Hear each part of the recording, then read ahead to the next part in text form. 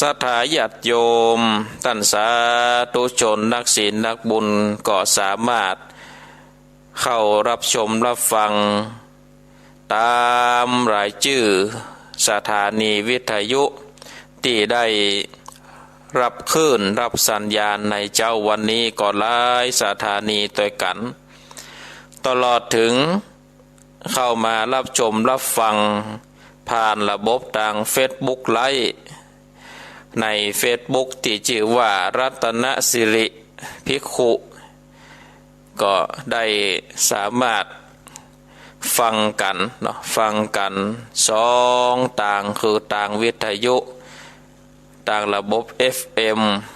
ที่ศรัทธาญาติโยมได้หมุนคลื่นวิทยุไปแล้วก็ต่างระบบ Facebook อันนี้ก็ต้องมีอินเทอร์เน็ตก่อนนะถ้ามีอินเทอร์เน็ตก็บ่สามารถที่จะเล่น Facebook ได้บ่สามารถที่จะฟังได้ก็วันนี้ก็มาพบกันแล้วศรัทธาญาติโยมก็ห่างหายกันไป1 อาทิตย์เนาะเพราะว่าได้ติดศาสนกิจแล้วก็บ่สะดวกที่จะออกรายการก็เลยยกเวลากับท่านอาจารย์เพิ่นได้มอบหมายรายการได้แทนไปเนาะศรัทธาญาติโยมท่านทั้งหลายก็วันนี้ก็จะได้มาพบกับรายการเทศน์นำเทศน์ธรรมแล้วก็จะได้สดับรับฟังพระสัทธรรมเทศนาเจ้าคำหยาดฟ้ากุมารผูกต้นที่12ก็ทำเจ้าคำหยาดฟ้ากุมารนี่มีทั้งหมด16ผูกด้วยกันศรัทธาญาติโยม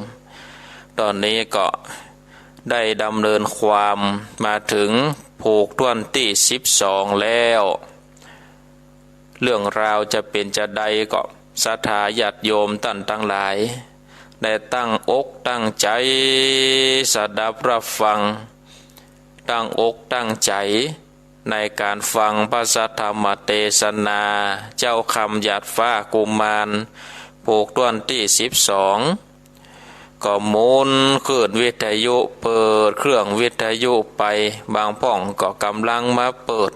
บางพ่องก็เปิดเมื่อแต่เจ้าแล้วตั้งแต่ท่านอาจารย์เปิ่นได้เข้ารายการตั้งแต่เจ้าและศรัทธาญาติโยมก็นอนฟังนั่งฟังตามอัธยาศัยเนอะไปฟังลูกตัวนะมันตี3ปลายอยู่บางพ่องก็จะลูก1เข้าแล้ว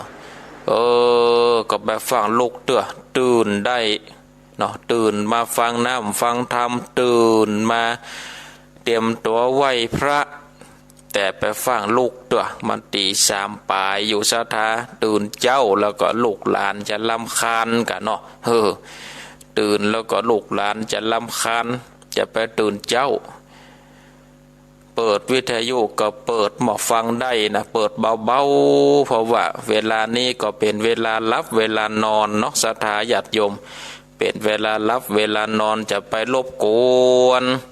ลูกหลานรบกวนบ้านใกล้เคือนเคียงได้จะโดนดินกี่ก้อมมาเนาะได้จะโดนดินกี่ก้อมมาลอยติดหลังคานะเปิดแหงเนี่ยนะเนาะเอาละศรัทธาญาติโยมท่านทั้งหลายบอกได้เสียเวลาก็ตั้งอกตั้งใจสดับรับฟังพระสัทธรรมเทศนาแบบปื้นเมืองเหนือเจ้าคำหยาดฟ้ากุมารผูกต้นที่12เป็นลำดับต่อไป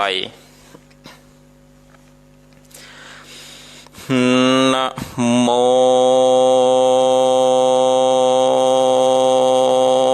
ตัสสะภะคะวันโตอะระหะโตสัมมาสัมพุทธัสสะสั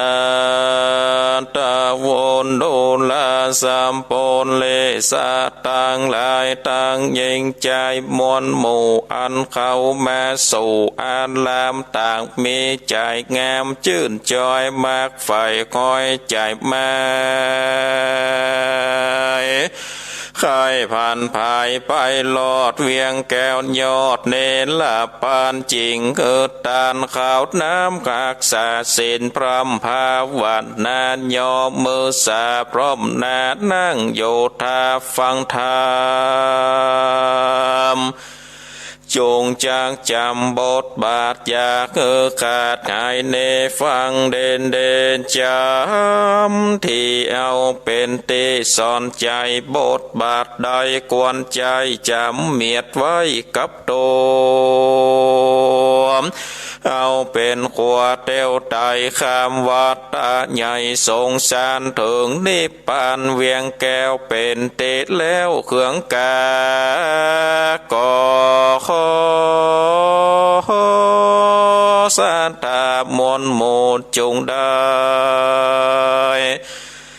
พรำคูนยาวไปแป่งใจใสจื่นจอยที่จองคอยโดยทำบาทนี้แดดเตอตันตาในกาลละนั้นเล่ากันว่าปูเทาหมดยาเรียกควันนอปูทาเมียนแล้วก็ถามเจ้านอแก้วบุญลายว่าเจ้าเนได้ตายมวยมั่งไหลน้ำกว้างมาโจเขาเอ็นโดโพดไว้ชีวิตเจ้าได้คืนมาเจ้านี่นาจักอยู่กับเท่าปู่หรือจักไปจุงจากใครบอกกล่าวคืองูข่าวตามเมหนอมูนีหยอดซอยก็ตอบถอยผ่านไม้ว่าคานีได้ตายแล้วโสดตันได้โพดคืนมาเขตนั้นนานตัวแข่งข้าบอกไว้หน้าไปในขออาสาไหลอยู่ในบ่อเล็กลีใกล้กันเมื่อนั้นปู่หมอยาผู้เฒ่าได้ยินเจ้าจากใครว่าบ่ไปไหนจักอยู่ที่แก้วโกแก่แค่ก็มานาสาจื่นจอยปาโลกน้อยส่องสันเลกับหน่อมุเนหนุ่มดาวเตียวไต่เต้าคืนโสดในที่อยู่แก่แค่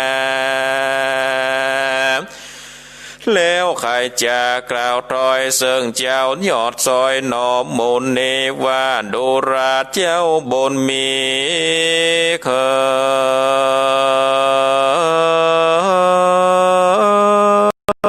ยน้อยนาจากโอกาสใครกัน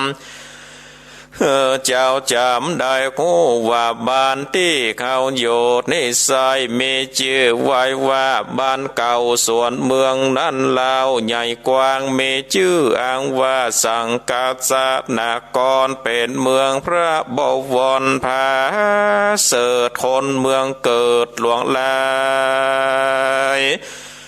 หอเคลื่อนใหญ่โจทย์ที่อ่านว่าเขื่อนเขานี้จะหมายอยู่กัน3 คนไปกับเจ้าเขาบอกเล่าไข่ปานเจ้าจงจำชื่อไว้อยากได้สูตรขาย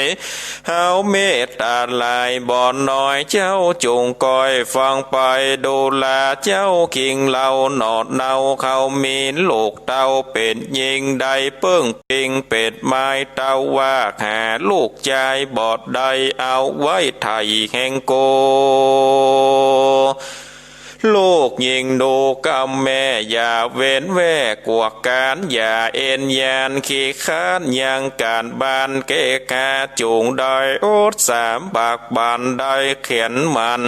เมื่อยำเท่าจากบ่อตกลุ่มเครื่องเกได้เป็นเดยำเท่ากันยำนมเนาบอกมีเปลี่ยนจากเครื่องเขียนเมื่อซอ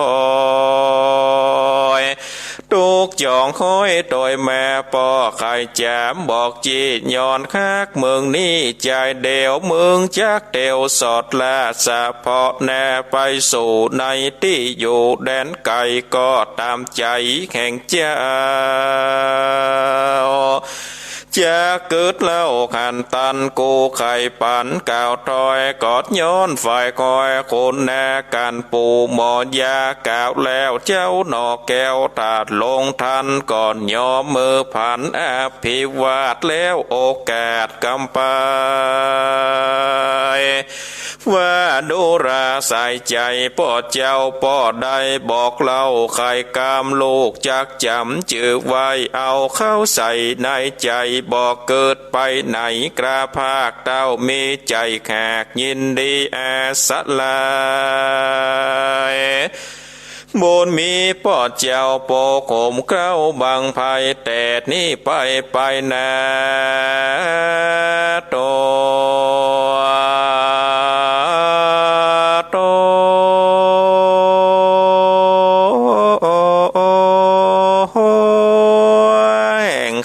ขออาสากะตำการแน่นานอนใหญ่คือเมียนควายตามมีหนอมุนียอดซอยได้ก่าวถอยไข่จะบอกหมอยาเปียวปองฟ้าได้คูกว่าจุอันและนานลำดาบนั้นไปแน่เจ้าคำหยาดฟ้ากุแมนก็ตามกวานเพวกวาดห่อเขื่อนสะอาดหมดใส่ตามฝาในแล่นนอกต่างข้างขอกปื้นเขื่อนคือสะอาดนุ่นดีจับลังตีก็เข้าป่าสอดละผักไม้ของกินได้นำมาเป็นผู้จะขับเข้าสู่หมอเท่ากินการหมอเท่าขันคักมากบ่อไข่คือภาคไปในเต้าขาดเน่งในกึดลอดว่าเจ้าน้อยยอดมุนนียังบ่มียอดมอนเป็นกู้ซ่อนผลิญญาเกิดจากหาเกิดเจ้ายิงหนุ่มเนามีมาคนดีขากนำนาโบราณจ๋าแต่ก่อนเจนหมู่ปูมอนนั้นไก่ว่ากันจับใจหมู่แข่งก็บ่แน่นใจกาจับใจคูบาแต่เล่าบ่ถูกใจเล่าพระน้อยอันว่าสองอ่อนอ้อยลูกข่าวผงปิมเป่าเป็นสาวแน่ตาข่าวหมดใส่อยู่เขื่อนใหญ่เดียวกันบอกกวนผันเก่าโอคือเขาเป็นจู้ผัวเมียกวนนี่เสียแต่เล่าใจปูเท่าหมดยาเกิดจากแห่กุศลคือเจ้าน้อยอ่อนจอมตายก็โกบ่ถูกใจยอดซอยเต้าเกิดขาก้อยได้แล่นนาอันว่ามากแห่สัจเจ้าอยู่กับปูเท่าหมดยาส่วนสองที่แดนยอดซอยงามซอยลอยเสมอกันขันนอดจอมทันน้อยนาดพันนาพิลาโสภาก็มีปิญาคำเจ้าคักนอดเนาหมู่นี้สองสาวสะเลเป็นน้องต่างเกี่ยวของใจวานไผ่ก็ว่ามันแต่ใส่หวังไข่ใดเตรียมตัวใจหนึ่งก็กลัวป่อเจ้าใจหนึ่งก็คักหนอดเน่าคำใจอายก็อายหลายหลากบ่ออกปากจากใครจากอยู่ในใจข้ามเจ้าแลนนาตามมาทางปากาเสนโตสันทาอาคาสัทธาอันว่าสัพพัญโยพรามปนท่านเจ้าตนเป็นเกล้าติโลกาจารย์ขายยังเนตานไปแจงพระจริงแสงเตสันนาว่าภิกขเวดูลาภิกขุทั้งหลายตนเป็นสายอริยญาติอันว่าเจ้าน้อยนาถพุทธาอยู่กับหมอยาเปียวปองฟ้านางนอนละทั้งสองกอบมีใจปองคักเจ้าโตคำเจ้าคืนวันพิษเถียงกันบอกขาดปีก็บอกอาจปันน้องต ต่างกล่าวตรองเพียเถียงน้องบ่อเลี้ยงปันปีต่างมีใจกี้เจยโจมกึดผ่าลมฝ่ายคอยใจเจิญจอยเจยบานคากนอตัดลงยานน้อยนาดบ่เว้นขาดวันยามและนาการโตแต่นั่นไปแน่สองนอลาติดดาลูกหมอยาเปียวปองฟ้าต่างคักเจ้านอละคำหยาดอันเป็นเจือจาตันลงโกนมีใจหนุนบ่เศร้าก็กลัวปอดเจ้าปิดตาหูขี้แย่ลายแหล่บ่เว้นแวกคืนวานก็ปาการลีซ่อนบ่ออกบ่อนไปในส่วนใส่ใจผู้เป็นป้อบอกแหนโลกน้อยหนอดหลายวันก็ไข่ปันเรียกลองสัตว์นันก้องแก่แก่สองที่ดาดหนอดเนากันปอดเจ้าทำแฮมก็มีใจเววาไววันสัตตานลั่นตั้งตัวคืดใจกลัวลายหลากเหงื่อหน้าผากเป็นสายเกิดใจหมา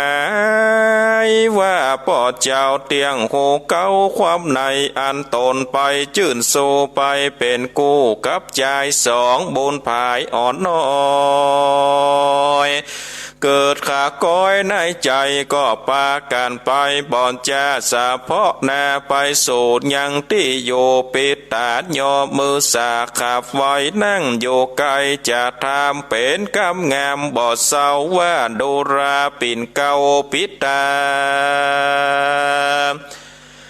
เรียกลูกสั่งจาดนั้นใส่หรือปอจากใจกันอันใดจะเกิดลูกไปตกออกขอจูงบอกแม่ปันแดดเตอเมื่อนั้นปู่หมอดยาเปียวปองฟ้าขาคู่ก่อนแน่เป็นตาว่าสองที่ดาหนอดนาวเนียพิษแบบเมาโบราณมีใจบ้านจื่นสู่กับเจ้ากินกู้จอมไตก็มีใจโคตรไม่เต้าอดไว้ขันเตปิดยาหลาดนาดีที่คันคือสอดดันไปแยมว่ากันว่าเข้าเป้าด่วนแฮวเอาดาบเงาฟันคอข้าสอบบอลูกลาก็ตายความแน่แต่โสดบอกเกิดประโยชน์อันใดควรจากไขลมเล่าคือสองลูกดาว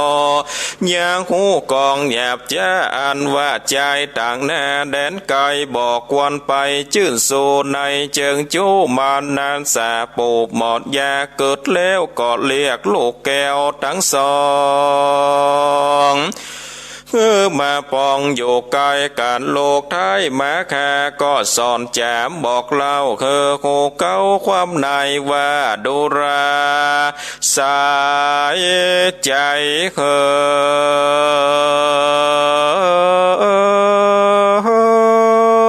น้อยหนอจงฟังกำปอสอนปานปากันจำจือยานได้คือสูญคายอันว่าใจต่างคายพ่องเป็นผู้ให้หนีมาเขาก็แจ๋อวดอูว่าเป็นโลกเผ่าผู้คนดีพ่องเครื่องขีดตำก้อยทุกจองก้อยอนาถามก็แสงแจ่มบอกกล่าวว่าเป็นโลกเต้าตันลงเมืองยาสะเลืององค์อาจพ้องโอกาสจะวานดังน้ำตาลสูนอ้อยแต่ใจถอยเลือดลายพ้องมีหูบกายบ่เศร้างามแต่เล่าโสภาเต้านำหนาขี้คานมากดื้อด้านกว่าการพ้องเป็นพานกะหยาบกะตำบาปเลือดลายจุ่มคนใจมีมากติดแตกแย่คือคนดีเจ้าสองสาลีน้องปีจุงฟังที่จำกำกันหูเบาเชื่อง่ายจ้างหอนกายไปลุนบ่เป็นโกนแต่โสดได้เป็นโตโดยแม่ปู่หมอดยาเปียวปองฟ้าสอนลูกและปุตติ ส่วนสองนาเลน้องปีได้ฟังที่จะสอนเป็ดอุทาหรณ์บอกเล่าได้หูเก้าความในก็มีใจจมจืนปีติตื่นยินดีรีบอันจุลีกลมเก่าและปอดเจ้าคืนสู่ในที่อยู่แห่งตนและนาอันว่าปู่หมอดยาเปียวปองฟ้าหากมีมนแก้เจียงคานสืบมานานแต่ก่อนเจนปู่หมอนเป็นตากาถาวิเศษคนกับเป็ดบัดเดียวเป็นนกเขวตัวอาจบินอยู่อากาศไปมาอันว่าปู่หมอดยาปู่เท่าไข่ลองแต่เล่าแนะนำยังมนยำนั่นใส่ยังสืบไว้เมินมา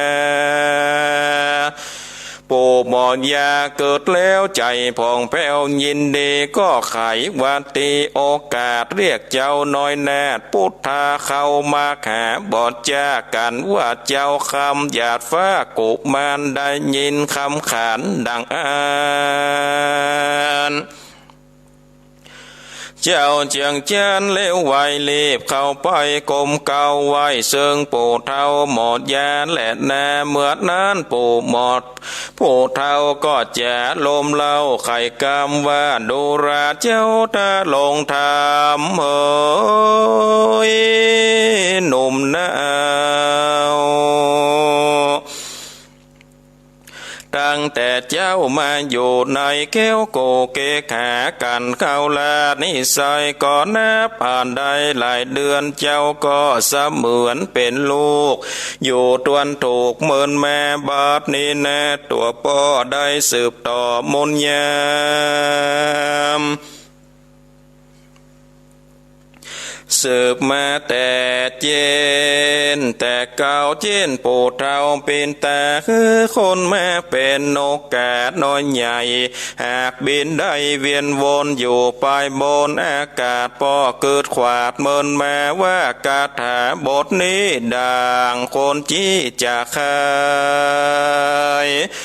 ว่าแต่เจ้าใส่ใจนอนเนาพ่อจะคือเจ้ากับเป็ดเป็นนกพิเศษคนงามบินอยู่ตามต้นไม้ตามเฮือนใหญ่เกขาขาเข้าลาขึ้นออกไข่ปีกปอกเป็นค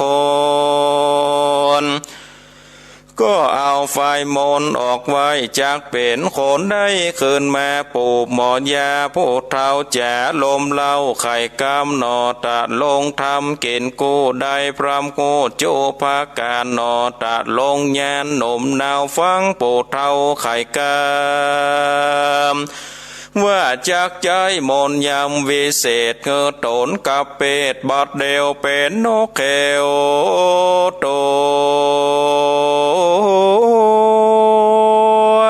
หน่อยเจ้าหยอดซอยบุญนาพิจารณาสันติว่าตนบุญนี้บอกกว้างพงก่อสร้างสมปานอันว่าสัตติละจานนอนใหญ่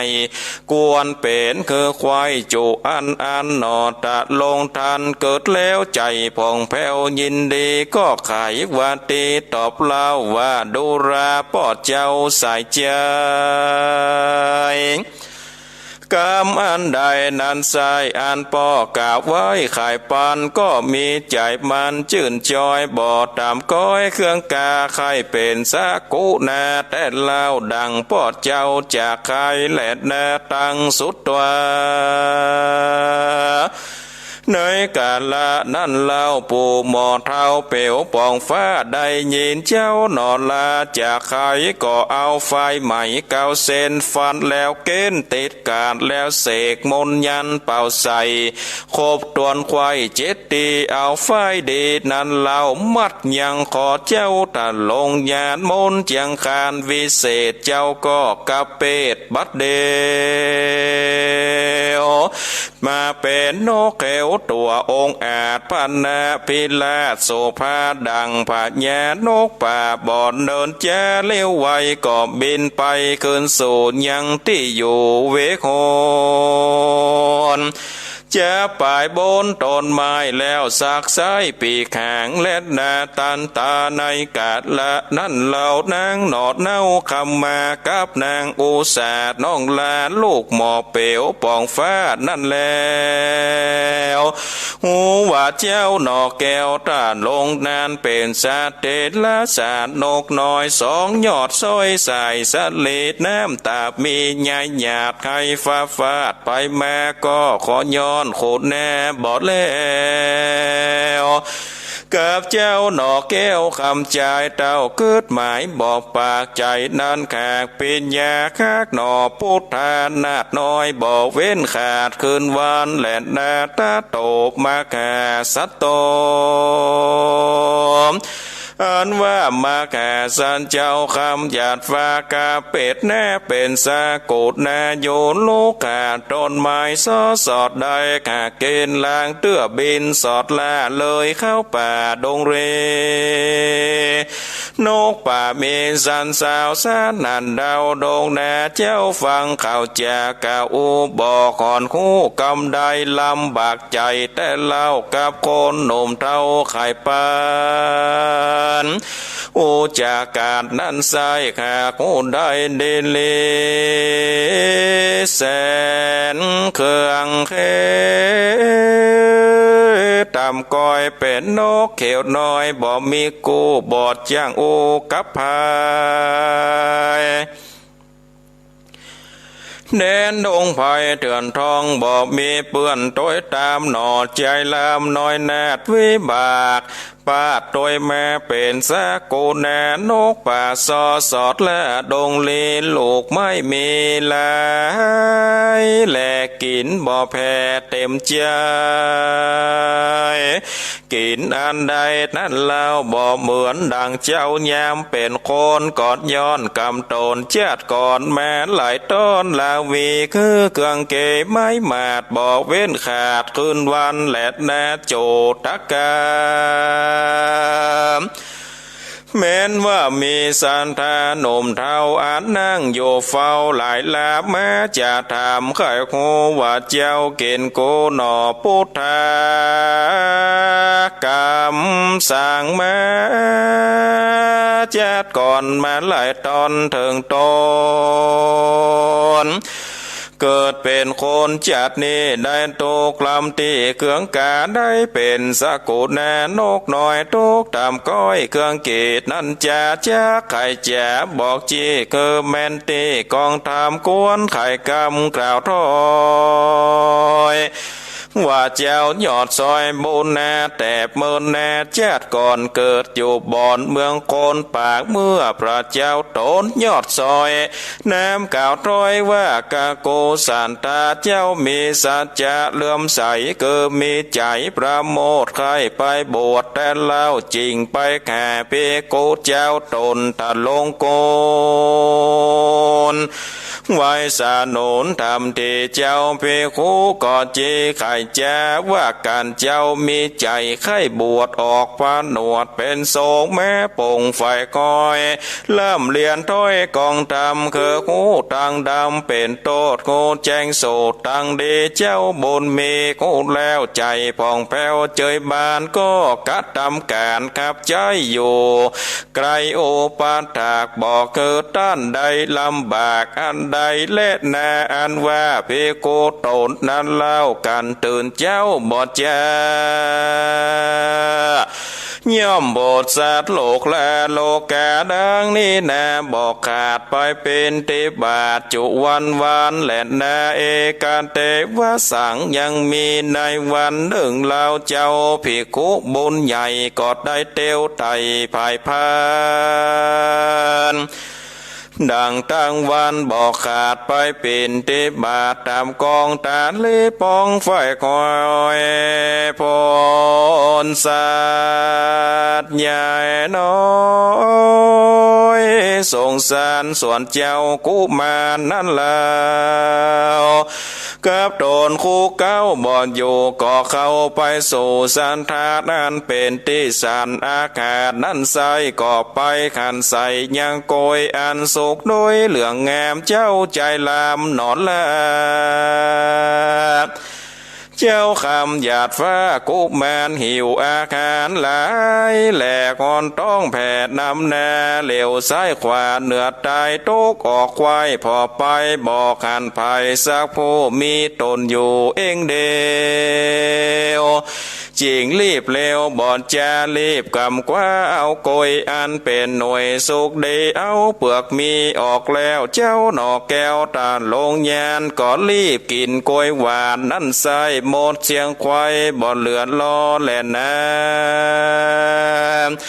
ตันตาในกาละนั่นเล่าเพโกเจ้าตนองอาจอันไปเป็นเตบาทนั่นใส่ก็เตียวไตขึ้นแม่ก็เติงเวลาสันเขาจากสันเจ้ายามเพนบอกมีไผ่เกณฑ์เขาน้ำก็เรียกพร่ำจากการคือเจ้ากุมารน้อยนาดเอายังบาทโยเกณฑ์และนาอันว่าเจ้าพิคุตนนั่นใส่บอกหันใส่ยังโกยขาสุกโดยเหลืองงามอันค่อยจำอยู่ฟ้าก็สังกาแต่เล่าแยมเมื่อเจ้ายังขานบัดนี้กล้วยมันขายกว่าบอกหูว่าเป็นไผเอากล้วยไปนั่นเล่าพี่กูเจ้าบอดจาก็มาทำเจ้าหนอนและตาลงยานอันเป็นกุมารนั่นใส่ว่าดูราเจ้าหนอตายหนุ่มดาวเจ้าอยู่เฝ้าสัตว์ละแต่เจ้าแม่ก่อนกี้คือข่าวนี้บ่อยู่เจ้าได้งูและขันยังกล้วยมันนั่นใส่เอาหอยไว้ยังฟ้าหรือเจ้าในแหน่หนุ่มเท่าได้กินกล้วยนั่นเล่าสันได้ขอจุงไขบอกจีคือแจ้งที่ตามีแดดเตอเมื่อนั้นเจ้ากุมารหนุ่มแน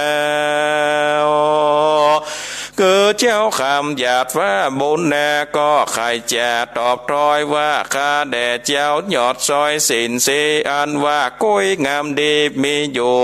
ข้าบอกหูและขานบอดได้กินกล้วยมันนั่นเล่าเต้าว่าแยมเจ้าตื่นมาข้าขันสักกุแนนกป่าบินสอดละภายพั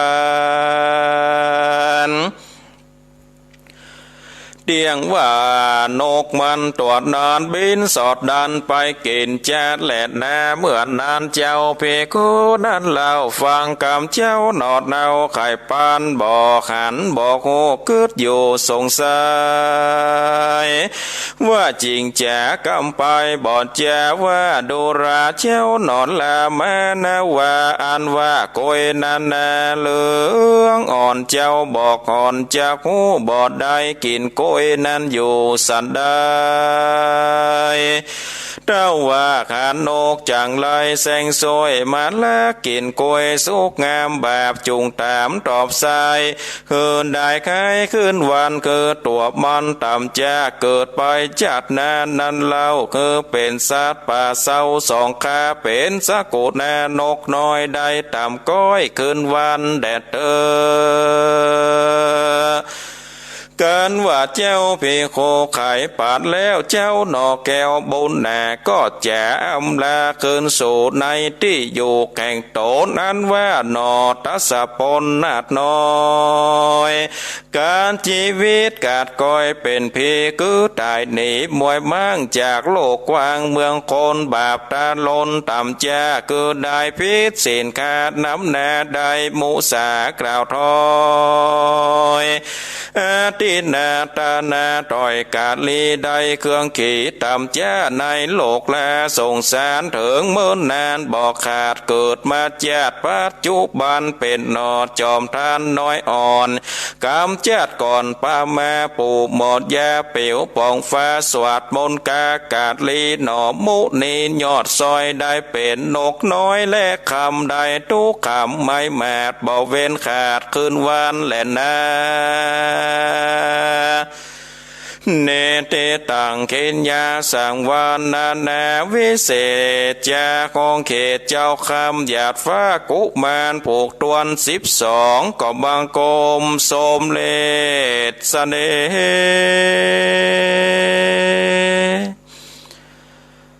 เอา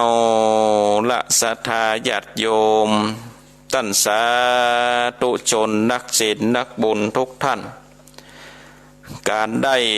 เทศนาธรรมเจ้าคำหยาดฟ้ากุมาร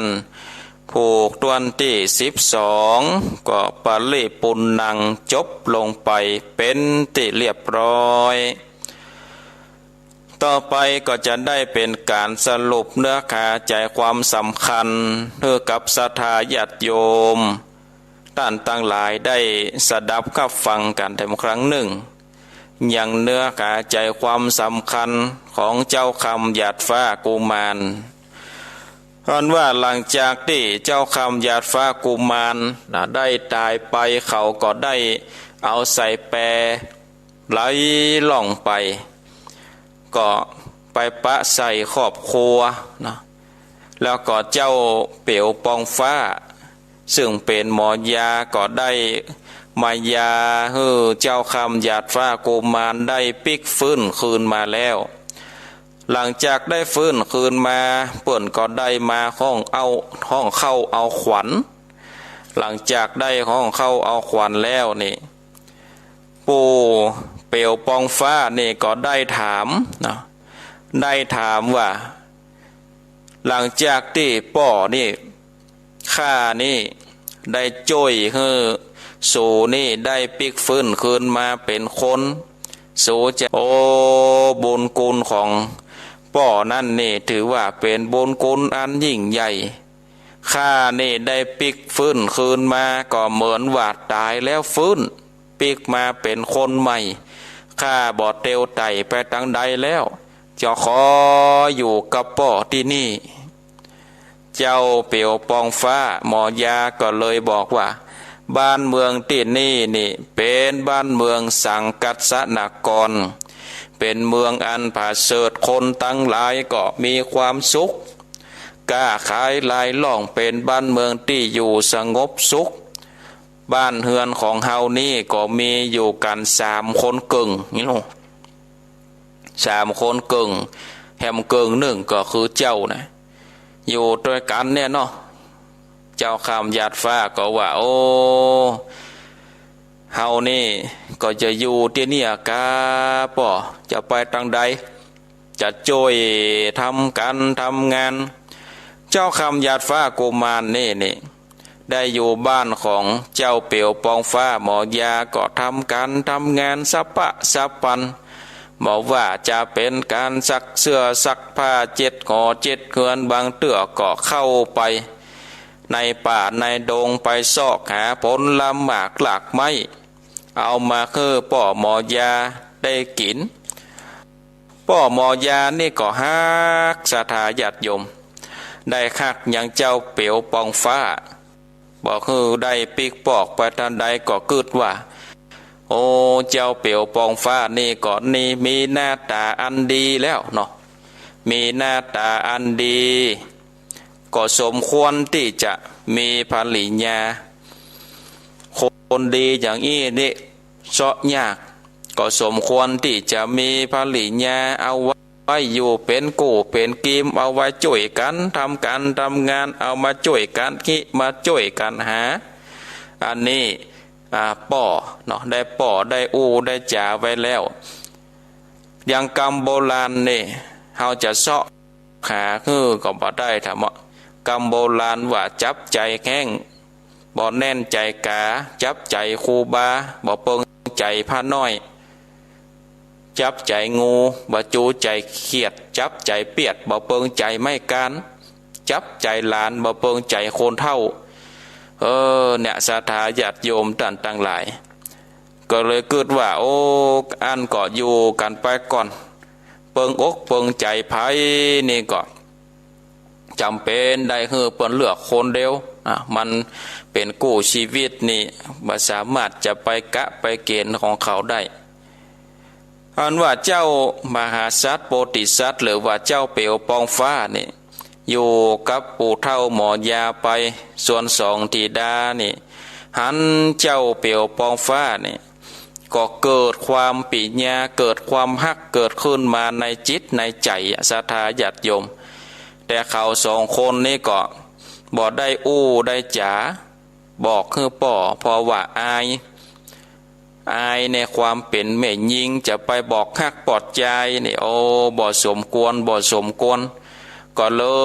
ยได้เก็บไว้ในใจศรัทธาญาติโยมใจหนึ่งก็กลัวป่อแฮมใจหนึ่งก็ฮักยังเจ้าเปียวปองฟ้าเกิดไว้ในใจหลังจากนั้นในศรัทธาญาติโยมเจ้าเปียวปองฟ้าก็อยู่กับหมอยานางทั้งสองก็มีใจคักอยู่ด้วยกันตึงวันก็บ่มีพิษกันอยู่ด้วยกันไปจนสองธิดาเนี่ยศรัทธาญาติโยมท่านทั้งหลายสองธิดาก็ไปไปจ๋าเนาะไปไปจ๋าคือป่อได้ครับฮู้ป่อนี่ก็ฮู้ว่าโอ้เขาสองคนนี่มาฮักเจ้าเปียวปองฟ้านี่เป็นไปบ่ได้ป่อเป็นเจ้าต่างแดนเนาะเป็นคนต่างบ้านต่างจองบอกฮู้หัวนอนปลายเท้าจะคือมาฮักเอาบ่ได้โอ้เป็นเรื่องที่บ่ดีบ่งามกันว่าจะตรงนี่ก็กลัวลูกเนาะก็กลัวลูกจะฮับบ่ได้โอ้ก็จะต้องสอนจะต้องสอนจะต้องต้องจ่าไว้ก่อนเนาะต้องสอนต้องต้องจ่ากันว่าสอนจ่าแล้วใจเงียจะได้นี่ศรัทธาญาติโยมท่านทั้งหลายก็เลยออกอุบายห้องลูกทั้งสองแล้วก็เจ้าเปียวปองฟ้ามานั่งอยู่ที่นี่แล้วก็บอกว่าโอ้นี่กรรมโบราณลูกป่อจะสอนบอกได้อันเปิ้นของว่ากรรมโบราณบอกได้หายไปตั้งใดว่าจะไปฮักใจต่างบ้านต่างเมืองเพราะว่าเฮาบอกฮู้เนาะบอกฮู้ได้หัวนอนไปเท้าเขาเป็นจัดได้บางพ่องก็เป็นผู้ไล่หนีมาบางพ่องก็จ้าอวดว่าเป็นลูกของคนดีเป็นคนบังมีเงินทองติดแต่ก็เป็นคนทุกข์คนยากคนอนาถาพ่องก็แซงแซงจ้าว่าเป็นลูกเจ้าเมืองติดแต่ก็เป็นลูกคนทุกข์คนจนพอเฮาบ่ได้ขันเนาะหนังบ้านยังจองบ่ได้ขันขะโกนงูเง่าของเปิ้นเพราะฉะนั้นจะไปเชื่อจะไปหลงจะไปฮักเปิ้นดังอันแล้วศรัทธาญาติโยมท่านทั้งหลายแล้วก็สอนไปแต่ว่าจะไปฮักยังบุคคลภายนอกจะไปฮักกะกำกำจ๋าบางพ่องก็เป็นคนดีหวานดังน้ำตาลสูนน้ำอ้อยแต่ใจนั่นปะโตเป็นปลาลาเป็นคนใจต่อยอย่างใดก็มีบางพ่องก็เป็นคนหูบดีหน้าตาดีแต่ใจบอดดีเนื้อตัวขาวแต่ตั้งในใจดำกำเศร้าก็มีอย่าศรัทธาญาติโยมตันตาหลายมีหลายอย่างป่อก็สอนไปแล้วก็เจ้าหมอยาเปียวปองฟ้านี่ศรัทธาญาติโยมได้สืบคาถามาก็คือว่าเสคนนี่คือเป็นนกเป็นนกแต่บ่เคยใจกำตัวก็เลยกึดจะลองคาถาและแถมอย่างหนึ่งก็เพื่อเป็นการตัดไฟตั้งแต่ต้นลมเนาะตัดไฟตั้งแต่ต้นลมว่าบ่ลูกได้คักกับคนต่างหน้าต่างตา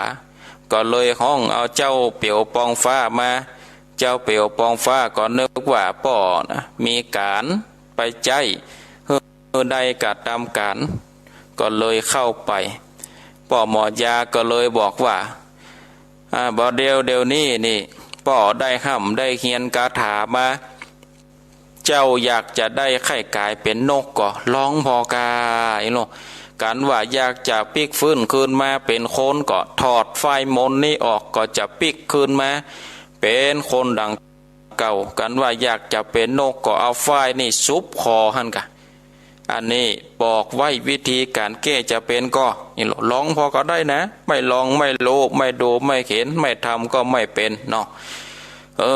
เจ้าเปียวปองฟ้าก็ด้วยบุพกรรมศรัทธาญาติโยมต่างหลายบุพกรรมเนี่ยก็มีใจ อยากจะลองพอก็เลยตอบตกลงไปพ่อหมอยาก็เลยว่าคาถาเอาฝ้ายมาลงเอาฝ้ายดีวิเศษมาเก้าเส้นเอามาฟันหูติดกันแล้วก็เอามาเสกคาถา7 เตือแล้วเนาะเสกคาถาแล้วก็เอาฝ้ายนั้นมัดคอยังเจ้าคำหยาดฟ้ากำเดียวสถาญาติโยมเจ้าคำหยาดฟ้าก็ได้ปิกปอกกายล่างเนาะได้กายล่างเป็นนกบินไปแล้วก็บินมาแล้วก็บินไปนี่สถาญาติโยมนางคำมากับนางอุษาเนี่ยก็โอ้โหว่าเจ้าคำหยาดฟ้านี่ได้ไปเป็นนกแล้วก็ได้เสียอกเสียใจศรัทธาญาติโยมเสียอกเสียใจเกิดเอ็นดูเจ้าคำหยาดฟ้ากุมารให้อยู่ขั้นแต่ปากก็ปากบ่ได้เพราะกลัวปอดด่าเจ้าคำหยาดฟ้านี่ซึ่งเป็นนกก็อยู่ตามต้นไม้เนาะบินไปแล้วก็บินมาเสาะหาปลาลาลูกไม้ไปเสาะว่าหากินโอ้ก็บ่เหมือนยามเป็นคนน่ะเนาะศรัทธาญาติโยมก็เป็นนกมันก็จะไปกินเหมือนคนจะได้จำเป็นต้องไปเสาะกินยังผลปลาลูกไม้ในป่าจะอู้กับไผก็อู้บอดได้โอ้มีความทุกข์บ่จ้างที่จะบอกไผเนาะบ่จ้างที่จะบอกไผองค์สมเด็จพระสัมมาสัมพุทธเจ้านี่เปิ้นก็ได้กล่าวถึงยังจาดเก่าของเจ้าคำหยาดฟ้าว่าเหตุใดเกิดมาเป็นถึงนอโพธิสัตว์ยะใดต้องมาเสวยกรรมจากคนก็กลับกลายมาเป็นนกเนี่ยศรัทธาญาติโยมองค์สมเด็จพระสัมมาสัมพุทธเจ้าก็ได้ทลัดเทศนานิทานหรือว่าญาติหนหลังของเจ้าคำหยาดฟ้าว่าในสมัยหนึ่งนี่มีพระสงฆ์หรือว่ามีตุเจ้าตนหนึ่งได้ปฏิบัติธรรมแล้วก็มีสามเณรเนาะเจ้าคำหยาดฟ้ากุมารนี่ได้เกิดเป็นสามเณรนะเกิดเป็นสามเณรอยู่ปฏิบัติอุปถากอย่างเจ้าภิกขุทุเจ้าภิกขุนั้นก็ได้เดินไปเมตตาบิณฑบาตตึงวันศรัทธาญาติโยมเดินไปตึงวันมาเดินไปบิณฑบาตนี่ปิกมาแล้วก็นำมาจัดอาหารใส่สำหรับสามเณรเนาะก็ได้นำเอาขันเข้านี่มาเกณฑ์นี่ศรัทธามีวันหนึ่งนี่ตุเจ้านี่ก็ไปได้กล้วยมาเนาะไปได้กล้วยมาได้กล้วยมาแล้วก็เอามาห้อยไว้ข้างฝาเนาะมาห้อยไว้ข้างฝามันยังดิบอยู่เพื่อที่จะให้มันสุกหลังจากนั้น2-3 วันมาก็กล้วยก็สุกก็งามตุเจ้าตัวนั้นก็เกิดว่าโอ้กล้วยนี่มันสุกดีแล้วก็อยากจะเอามากินมาสันก็เลยเกิดว่าวันนี้เขาจัดสรรเข้ากับกล้วยให้กับมันสุกดีหวานดีแต๊ะเอโลแล้วก็มาถึงนี่เจ้าสามเณรน้อยนั่นก็มาอยากกินข้าวตูเจ้าก็บอกกินสักเตืออยากจะกินข้าวเนี่ยใดก่อมจ้างเนี่ยหันกล้วยห้อยข้างฝาเนี่ยก็จดกล้วยกินแกนเดียวบอกว่าเนี่ยกินเสี่ยงถึงหวีเหลือก็ควันห้อยอยู่ที่ขั้นพอถึงเวลาขับเข้ามานี่เปิดมาเกณฑ์สำหรับกับเข้าตัวเจ้าก็เหลวพอข้างฝาแต่เจ้าก็ยังหันกล้วยนี่เป็นวีผู้น่ะห้อยอยู่นี่บัดเดียวเหลือก็ควันมันหน่วยมันมีไหนเห็นหรอก็เลยถามว่าสู่หันก็มึงหันก็กล้วยอยู่ที่นี่แต่ก่อนเพื่อนมึงกูรู้เนาะหันก็กล้วยห้อยอยู่ที่นี่ก็สามเณรเจ้ากุมารนั่นก็เกิดในใจกลัว กลัวตู้เจ้าจะด่าจะตีก็เลยได้จุไปว่าโอ้ข้าบ่หันบ่ฮู้ล้อท่านอาจารย์แต่ข้าเนี่ยก่อนที่ข้าเข้ามาที่นี่นะข้าหันนกนะนกปลาตัวหนึ่งบินมาซักกินยังก้อยนี่นะมาหันแหมกำหนึ่งเสี่ยงไปตึงหวีแล้วท่านอาจารย์โอ้เจ้าปีโคตนนั่นก็บ่จ้างปากจ้างจ๋าก็เกิดว่าโอ้ถ้าเป็นนกมันจะไปกินเสี่ยงตึงหวีจะได้มันก็กินเห็นน้อยเดียวละกะอันนี้กินตึงเสี่ยงตึงหวีเหลือก็ควันมันบาดเจ็บนกละกะมันต้องนกหัวดำละกะเนาะบางพ่องเนี่ยเนาะอ้างหมาอ้างแมวอันนี้จิ้นนี่มันเตือไปงานศพจิ้นนี่ไก่นี่ขอเห็นเนอะจะเอาไปคือหมาคือแมวหมาแมวที่บ้านมันมากเห็นหรอแล้วก็ห่อน้ำพริกเพิ่มไปตัวเห็นนี่เขาก็ว่าโอ้หมาแมวบ้านนี่ดีแต่กินไก่กับจิ้นนี่กินแถวน้ำพริกปุ่นนี่เนาะถ้าจะลืมคิงศรัทธาญาติโยมอ้างหมาอ้างแมวแต่ลืมคิงเอาน้ำพริกไปกินตัวอันนี้ก็เหมือนกันศรัทธาญาติโยมเจ้าภิกขุตนนั้นก็บ่เชื่อว่าเป็นนกก็เลยออกปากว่าโอ้จังมันเตอะการว่ามันกินมันก็เป็นบาปเป็นกรรมกินของสงฆ์โดยบ่ได้รับอนุญาตเกิดมาแถมจาดก็คือได้เกิดเป็นนกแถมเด้อได้เสวยตุกเป็นนกแถมเกิดเอาจาดเป็นนกแถมบ่ต้องไปสวรรค์นิพพานบ่ต้องไปเกิดเป็นมนุษย์แล้วเกิดเป็นนกอยู่ที่นี่หลังจากได้มรณาจากโลกไปแล้วก็ย้อนเวรย้อนกรรมที่นี่ก็ได้มาเกิดเป็นเจ้าคำหยาดฟ้ากุมารแล้วก็มาฮับกรรมได้กับกายเป็ดเป็นนกในศรัทธาญาติโยมท่านทั้งหลายอันนี้ก็ทำนะเจ้าคำหยาดฟ้ากุมารผูกต้วนที่12ก็ปาลิปุณนังจบลงไปข้าวนะโอ้คือศรัทธาญาติโยมท่านทั้งหลายได้สดับรับฟังอันนี้ก็คือเป็นเนื้อธรรมคำสอนแล้ววันนี้นี่จะมามาจ่ามาเหลวพอเวลาก็เหลืออยู่เหลืออยู่นักอยู่จะนำเอาปกิณกะธรรมมามาจ่ากับศรัทธาญาติโยมท่านทั้งหลายได้สดับรับฟังในมงคลคาถาซึ่งเป็นธรรมนิเทศได้แต่งโดยพระเดชพระคุณพระศรีธรรมพานีวันลบโกวิโลปรเรียนธรรม8ประโยคผู้ช่วยเจ้าอาวาสวัดประยุรวงศาวาสกรุงเทพมหานครเปิ้นได้พรรณนาได้แต่งอย่างมงคลชีวิต38ประการอาตมาภาพก็มาอ่านแล้วก็หันว่าเป็นคำสอนที่ดีนะก็ได้มามาจากกับศรัทธาญาติโยมท่านทั้งหลายได้รับฟังไปก็มาเพิ่มเติมหลังจากเทศน้ำเทศธรรมแบบปืนบ้านล้านนาสรุปเนื้อหาใจความสำคัญแล้วหากมีเวลาเหลือก็จะได้นำเอาปกิณกะธรรมมาเสริมเมื่อกับศรัทธาญาติโยมท่านทั้งหลายมงคลชีวิต38ประการมงคลชีวิตข้อที่1เสวนาจะพาลนังอย่างที่เอาท่านทั้งหลายได้ยินตุเจ้าบททำน้ำมนต์นั่นนะเวลาเปิ่นคืนอาเสวนาจะพาลนังเปิ่นก็จะจุดเตียนเนาะจุดเตียนบาดน้ำมนต์อันนี้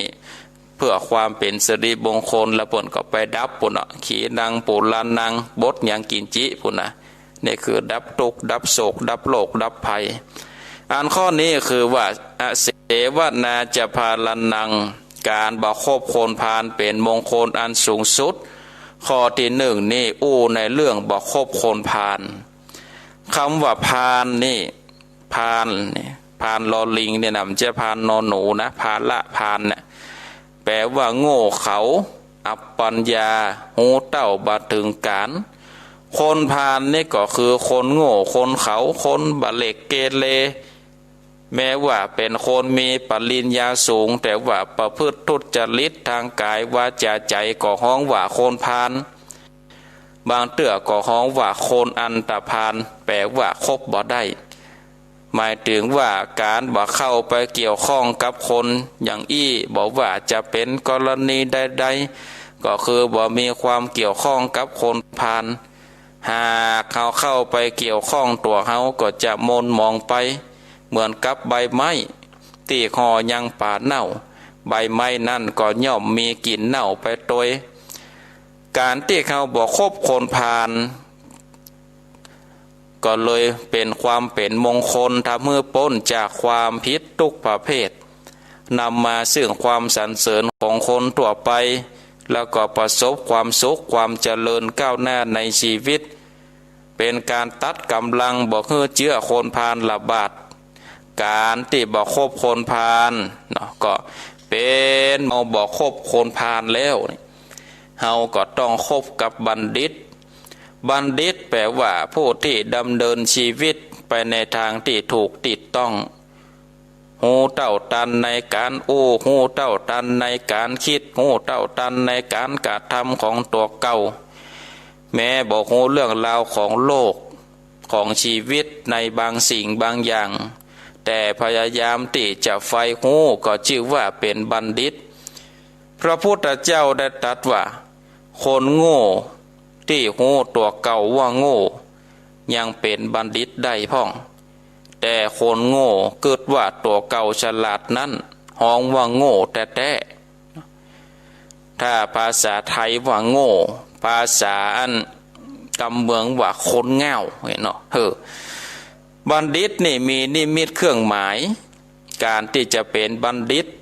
มีเครื่องหมายอยู่3ด้านข้อที่1ด้านความคิดบัณฑิตจะกึศดีหวังดีต่อตัวเก่าแล้วก็ต่อส่วนรวมอันที่2ด้านการบัณฑิตก็จะดีมีประโยชน์ฮู้จักกาลเทศะในการฮู้จักอันที่3คือด้านการกระท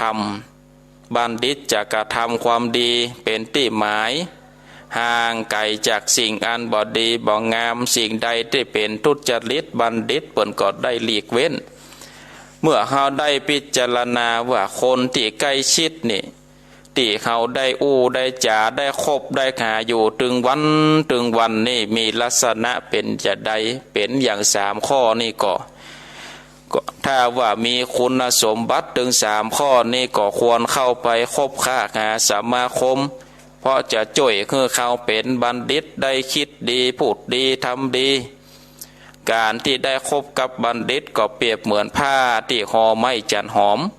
ผ้าก็จะหอมกลิ่นจันไปโดยก็ได้ว่าคบคนพาลพาไปหาผิดคบบัณฑิตพาไปหาผลก็มันแตกต่างกันศรัทธาญาติโยมถ้าเราไปคบคนพาลก็เหมือนกับใบไม้มาห่อของเน่ามาห่อปลาเน่ามาห่อจิ้นเน่าใบไม้นั่นก็จะเหม็นไปโดยแต่ถ้าว่าเราคบกับบัณฑิตนักปราชญ์เปิ้นก็เปรียบเหมือนผ้าได้ห่อต้นจันห่อไม้จันผ้านั่นก็หอมกลิ่นไม้จันไปโดยอันนี้ก็เป็นมงคลชีวิตข้อที่2ข้อที่3บูชาจะปูชนียานังการบูชาบุคคลที่ควรบูชาการบูชานี่ก็คือกิริยาที่แสดงความเคารพต่อบุคคลที่เขาได้นับถือยกย่องเลื่อมใสต่อบุคคลนั้นกิริยาอาการนี่ที่ปรากฏในต่อบุคคลนี่ก็เป็นผู้ที่มีจิตใจงามคนจิตใจงามคนจิตใจซามทำการบูชาบ่ได้คำถามว่าแล้วบุคคลใดเป็นบุคคลที่ควรบูชาคำตอบก็คือว่าคนที่กระทำบุญกระทำคุณไว้ก่อนเป็นบุคคลที่ควรบูชาบุคคลที่ควรบูชาชื่อว่าปูชนียบุคคลก็คือ1พระพุทธเจ้าทรงเป็นปูชนียบุคคลของพุทธบริษัทพระมหากษัตริย์ทรงเป็นปูชนียบุคคลของพระสงฆ์นิกรมิดามารดาเป็นปูชนียบุคคลของบุตรธิดาของลูกของเต้าค คุณโคอุปัชฌาย์ก็เป็นปูชนียบุคคลของลูกศิษย์กัลยาณมิตรเป็นปูชนียบุคคลของการแลกกันผู้ที่มีจิตใจงามหูคุณเชิดชูคุณตอบแทนคุณจึงต้องแสดงอาการต่อท่านทั้งหลายเหล่านี้โดยวิธีการปูจา3 อย่างอันที่หนึ่งสักการะปูจาการแสดงปานปูจาด้วยสักการะดอกไม้ของหอม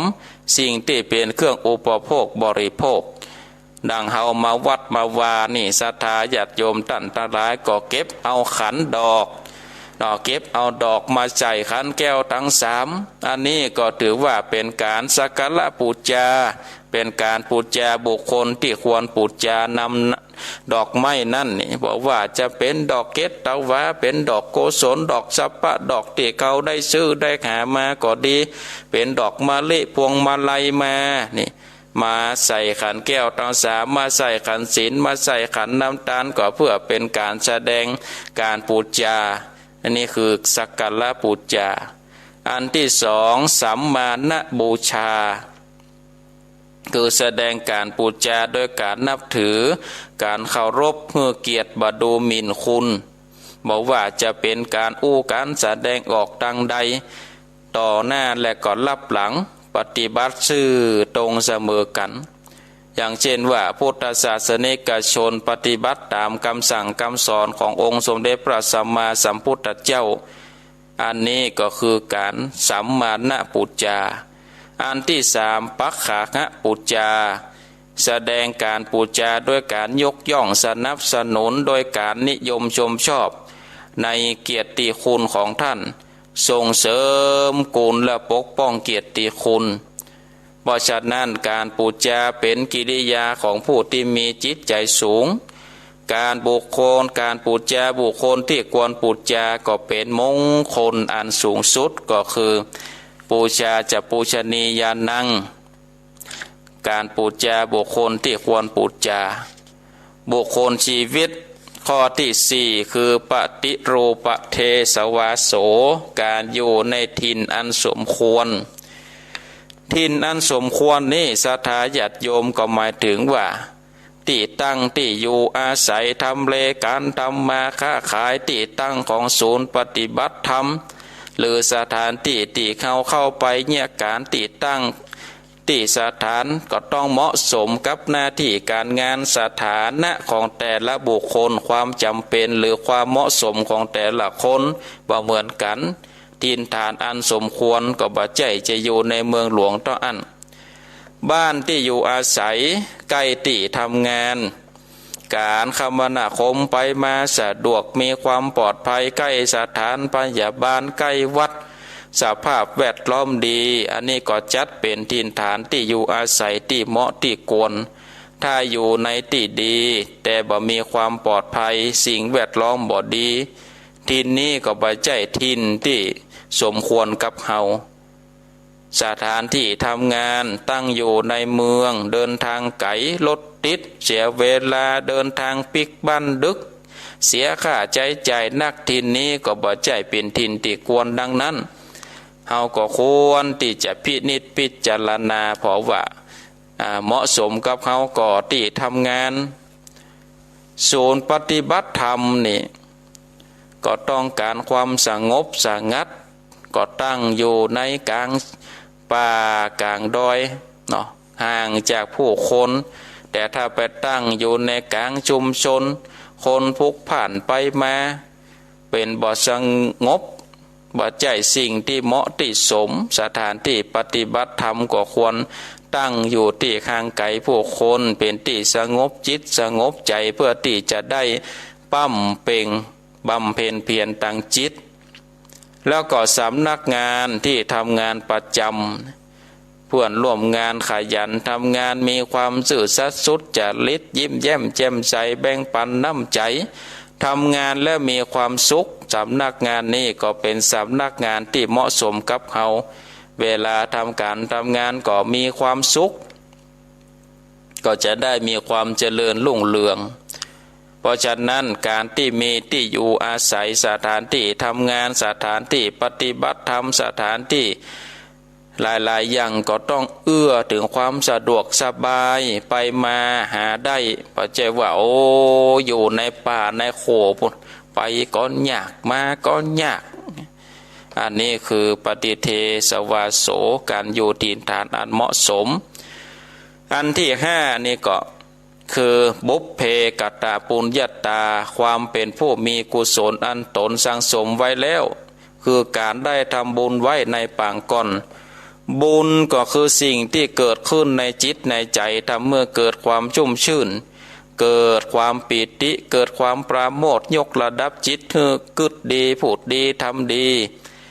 บุญในมงคลละสูตรข้อนี้นี่หมายถึงว่าบุญที่เขาเคยทำไว้ในอดีตชาติในปางก่อนมาสนับสนุนเขามีความเจริญรุ่งเรืองในปัจจุบันเขามักนิยมอู้กันว่าบุญจัดสรรเมื่อโอกาสจังหวะดีบุญเข้ามาสนับสนุนได้ดีบางพ่องตัดพอว่าทำงานดีหน้าที่ดีเจ้านายดีเนี่ยได้ไผ่ก็บักหันดีอันนี้ก็เพราะบุญยังบ่เต็มที่บารมียังบ่เต็มเปี่ยมต่อเมื่อมีบุญเต็มที่บารมีเปี่ยมล้นต่อคือเอาจ้างมาลากมันก็ตึงชุดบ่อยู่ศรัทธาญาติโยมท่านทั้งหลายดังคำโบราณว่ายามบุญวาสนาช่วยที่ป่วยก็หายที่ไหนก็รักยามบุญไม่มาวาสนาไม่ช่วยที่ป่วยก็หนักที่รักก็กลับนายอันนี้เป็นกรรมโบราณแต่เป็นกรรมที่องค์สมเด็จพระสัมมาสัมพุทธเจ้าได้ตรัสเป็นคาถาบาลีว่ายังเทวะปฏิปัตเถนติสัพพะเมเตนะลัพพติเทวดาและมนุษย์ปรารถนาอิทธิผลใดๆอิทธิผลนั้นทั้งหมดย่อมได้ด้วยบุญที่เคยทำไว้ก็เป็นส่วนสำคัญที่จะอำนวยสุภผลคนเฮาได้ทำจัดเป็นสิ่งที่เปิ่งอันสำคัญของเจ้าพุทธเป็นทรัพย์สกุลเดียวที่ติดตามตนตัวเข้าไปสัมปรายภพคือภพไปหน้าตายไปแล้วบ่ได้เอาอย่างไปศรัทธาญาติโยมเอาไปได้กับบุญกับบาปท่านน่ะบุญเป็นเงาเฝ้าตามติดบุญเป็นมิตรในทุกที่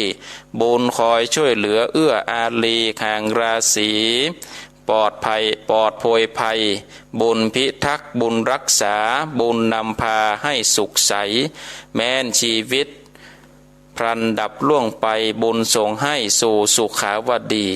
เพราะฉะนั้นการทำบุญไว้ในจัดก่อนหรือว่าทำบุญไว้ในจัดนี้ก็จะสามารถส่งผลให้เขา